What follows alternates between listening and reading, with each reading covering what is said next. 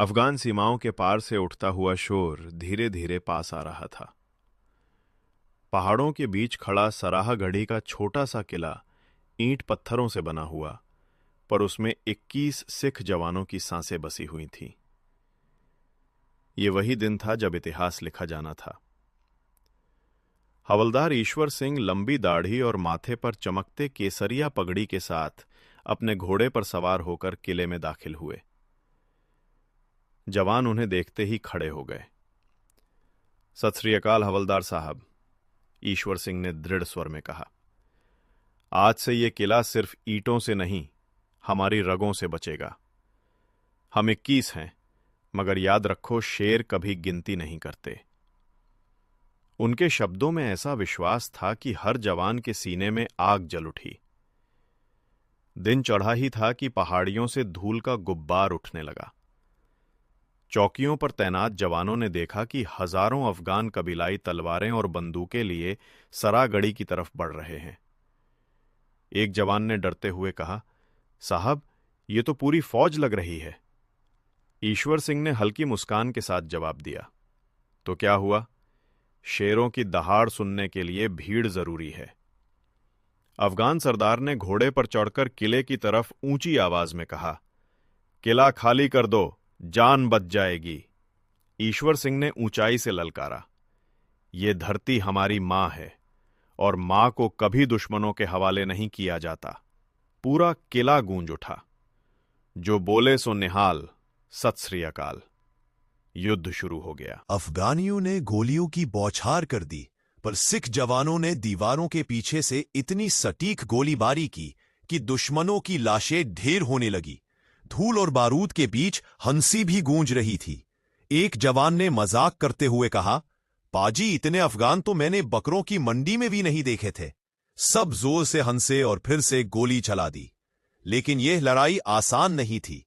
एक जवान दुश्मन की गोली से गिर पड़ा। उसकी सांस टूट रही थी। उसने ईश्वर सिंह का हाथ पकड़कर कहा, साहब, मेरी पगड़ी सर से उतरे मत देना। ईश्वर सिंह की आंखों से आंसू बह निकले। उन्होंने उसकी पगड़ी ठीक की और कहा, तेरी पगड़ी ही तेरी शान है और तेरी शान हमारी जान। दुश्मन अब तोप से किले की दीवारें तोड़ने लगे। पत्थर गिरते रहे, धूल उड़ती रही, लेकिन ईश्वर सिंह का आदेश था, दीवार गिरे या हम पर झंडा झुकना नहीं चाहिए। जवान आखिरी सांस तक डटे रहे। आग ने किले को घेर लिया। लपटों में जलते ईंटों के बीच सिख जवान अब भी लड़ रहे थे। एक एक करके सभी जवान गिरे, मगर हर एक ने दर्जनों दुश्मनों को मौत के घाट उतारा।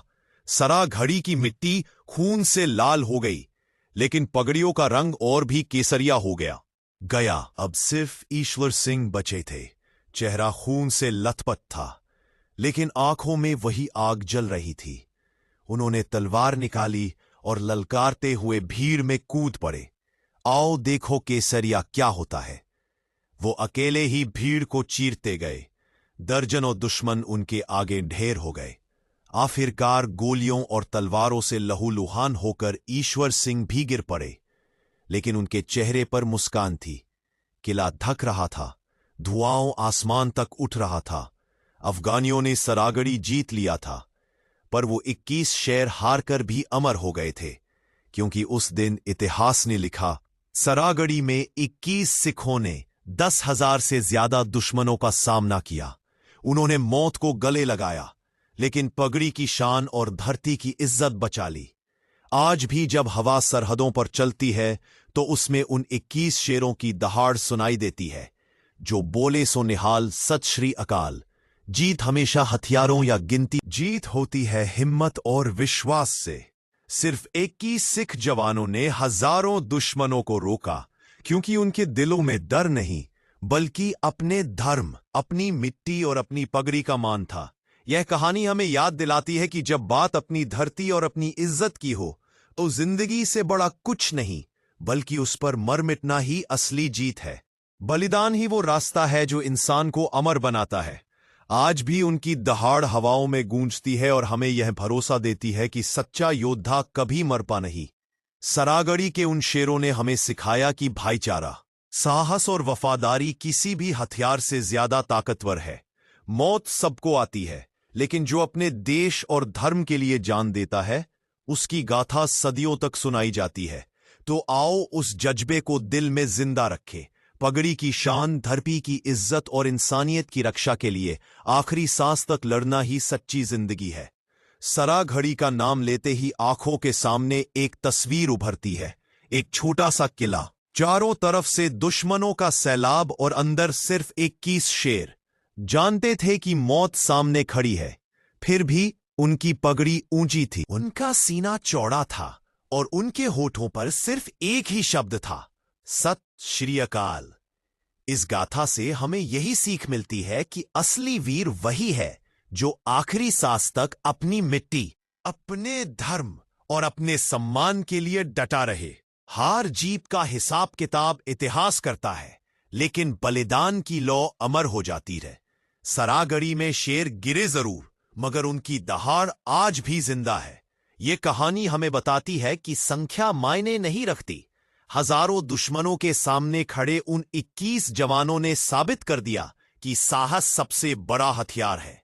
भाईचारा और वफादारी ही असली ताकत है, और देशभक्ति वो जज्बा है जो इंसान को अमर कर देता है। आज जब हम इस गाथा को याद करते हैं तो सीना गर्व से चौड़ा हो जाता है।